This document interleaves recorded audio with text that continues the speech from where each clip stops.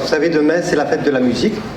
Et aussi pour vous présenter un concert, un spectacle qu'on a préparé avec les élèves de 6e.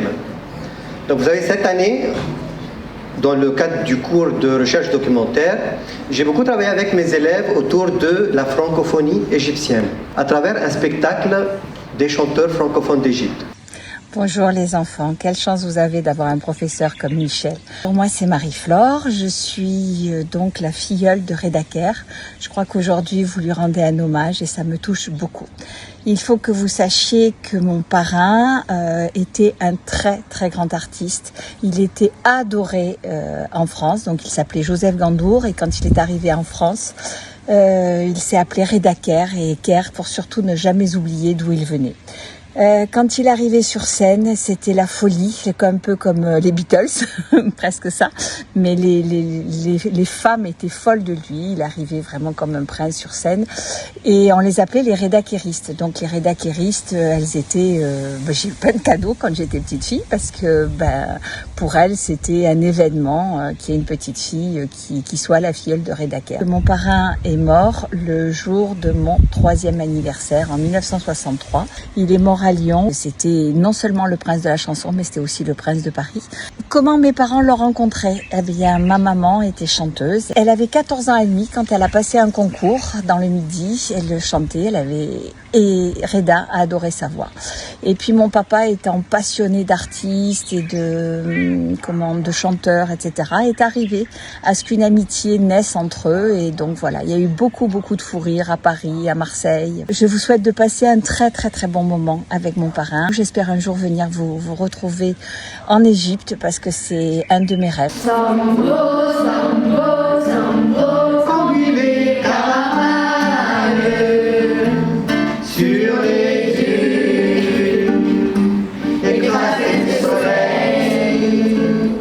Sambo, sambo, sambo, l'âme de la sultane qui l'a vu dans le palais vermeil. Bonjour aux élèves du lycée français du Caire. Alors je suis Ève Béard, la fille aînée de Guy Béard. Je suis la sœur d'Emmanuel. Elle se joint à moi pour faire ce message et pour vous dire combien on est heureux que vous étudiez notre belle langue française par le biais des chansons de papa qui avait beaucoup de talent. Lui qui a vécu, qui est né en Égypte, qui aurait été très heureux que vous chantiez ces chansons. On vous embrasse très très fort et on vous souhaite un beau concert. Dans la neige, il y avait deux souliers. Dans la neige qui était oubliée, une femme qui regarde mieux, une femme n'envoie pas ses yeux. La petite maison bleue, la petite maison bleue, à mes yeux reste la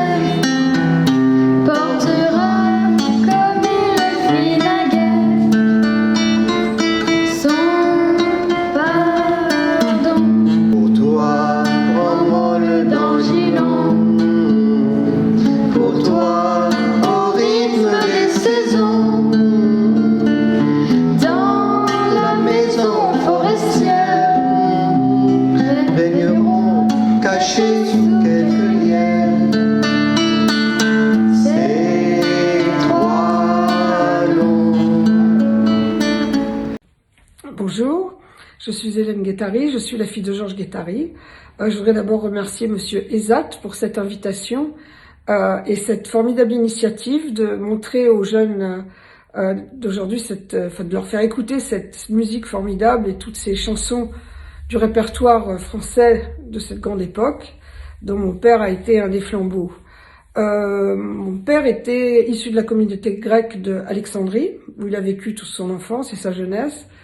Et mon grand-oncle, qui s'appelait Tasso Giannopoulos, était aussi grec de la communauté grecque d'Alexandrie, et était un grand pianiste virtuose qui a en particulier l'accompagnateur attitré de Jacques Thibault. Et il a fait venir papa en France quand mon père avait 19 ans, je crois, à la fin des années 30. À la suite d'événements dignes d'un roman, d'événements rocambolesques, papa a commencé à être un petit peu connu et à jouer en zone libre pendant la guerre.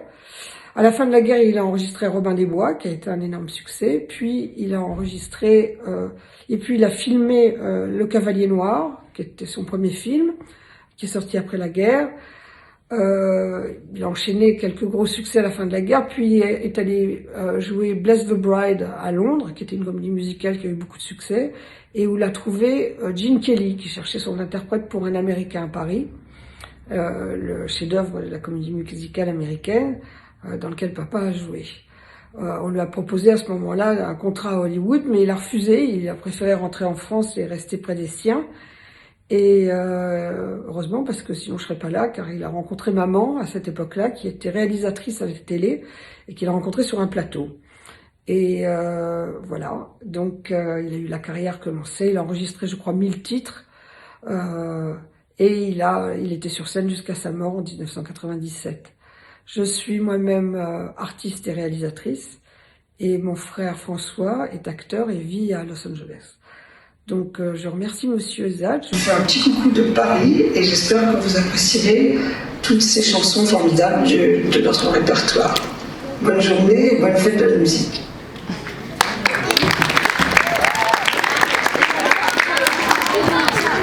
Il fait bon chez mon maître Pierre. Je me souviens de mes 18 ans. Votre fille était écolière. Que déjà je l'aimais tant, et quand plus tard je l'ai épousée, devenue grande, tout le village est venu danser dans la grange. Et toujours de ses grandes ailes, le moulin continue tout doux, le tic-tac de son cœur fidèle. Maître Pierre, il fait bon chez vous. Hardy, Petit gars. venu sur l'œil, sourire aux lèvres. Hardy, tant qu'il a deux bras, un bon meunier ne s'arrête pas. Que je dois te rencontrer, c'est écrit dans le ciel. Et que je dois t'adorer, c'est écrit dans le ciel. Que je vivrai que pour toi, c'est écrit dans le ciel. Et que tu peux croire en moi, c'est écrit dans le ciel. C'est la fin de la chanson, c'est écrit dans le ciel. C'est écrit dans le ciel. C'est écrit dans le ciel. Bonjour les enfants, bonjour Michel Ezat. Je suis heureuse de vous adresser un salut de Paris. Tout d'abord, je tiens à remercier Michel de vous donner le goût de la littérature française, de sa poésie et de ses chansons. Étant née moi-même en Égypte, à Alexandrie, c'est grâce à mes professeurs du lycée français que j'ai eu le plaisir d'approcher d'un peu près cette matière, ce qui m'a donné l'envie de venir poursuivre mes études à Paris. Mais j'ai toujours gardé beaucoup d'affection dans mon cœur de cette Égypte aimée des dieux.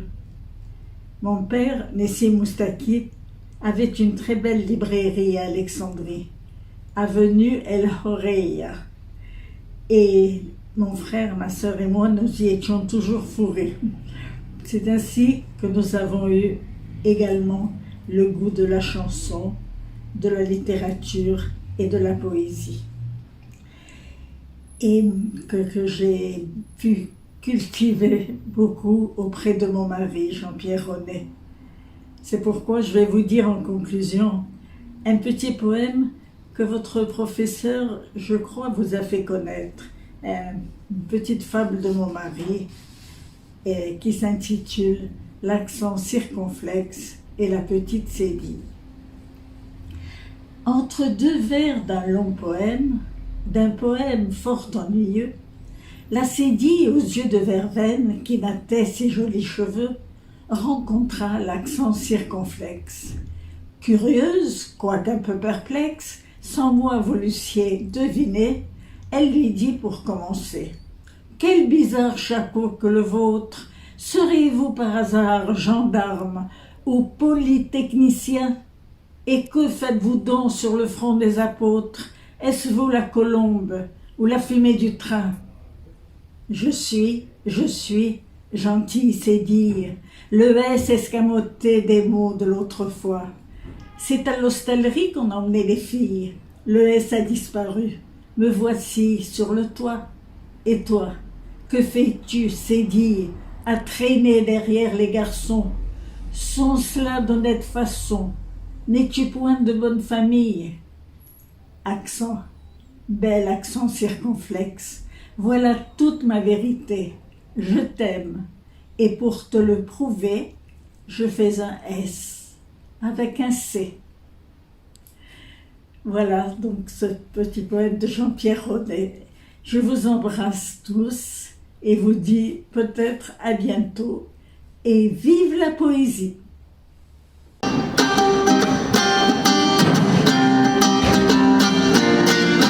À regarder le monde s'agiter et paraître en habit d'imposture et de super joli. On peut être mendiant et orgueilleux de l'être, porter ses guenilles sans en être appauvri. Il y a des enfants rois que le soleil couronne, même si leur palais ne sont que des taudis. Ils vivent en seigneur dans une Babylone, au jardin suspendu de légumes et de fruits.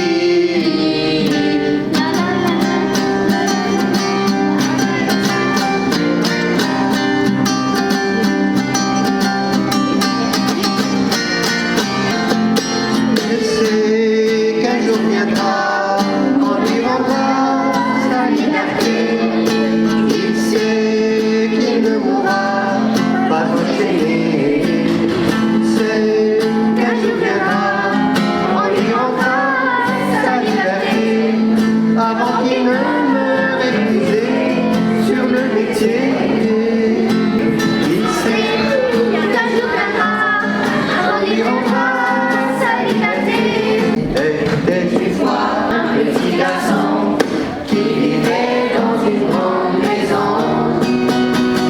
Sa vie n'était que joie et bonheur, et pourtant au fond de son cœur, il voulait devenir grand, rêver d'être un homme.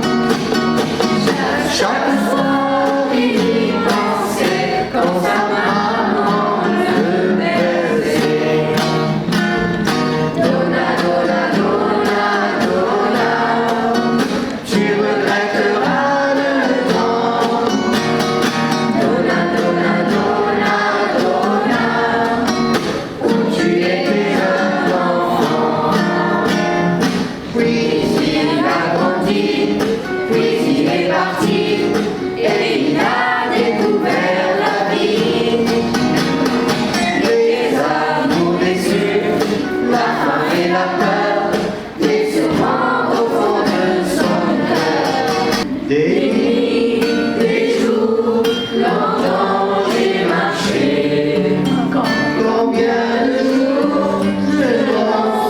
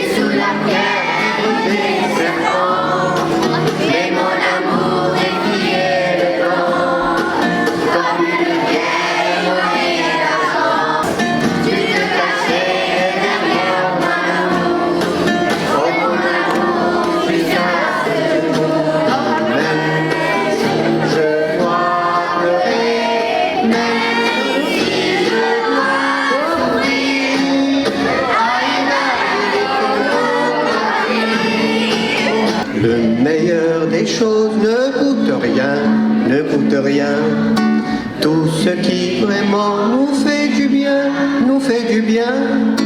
Le profond sommeil de celui qui veille le jour à son prochain.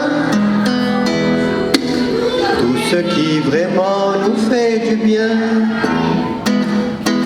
Le meilleur des choses ne coûte rien, ne coûte rien. Tout ce qui vraiment nous fait du bien, nous fait du bien. Les bras d'une mère, du bout de la mer, ce rayon qui nous arrive enfin, arrive enfin. Le meilleur des choses ne coûte rien, ne coûte rien. Le meilleur des choses ne coûte rien, ne coûte rien. Tout ce qui vraiment nous fait du bien, nous fait du bien. D'un amour ancien, un air qui revient, et chante avec nous dans le pétrin, dans le pétrin. Le meilleur des choses ne coûte rien, ne coûte rien. Le meilleur des choses ne coûte rien, ne coûte rien. Tout ce qui vraiment nous fait du bien, nous fait du bien. La main dans la main, par ce vieux chemin, nous irons à deux.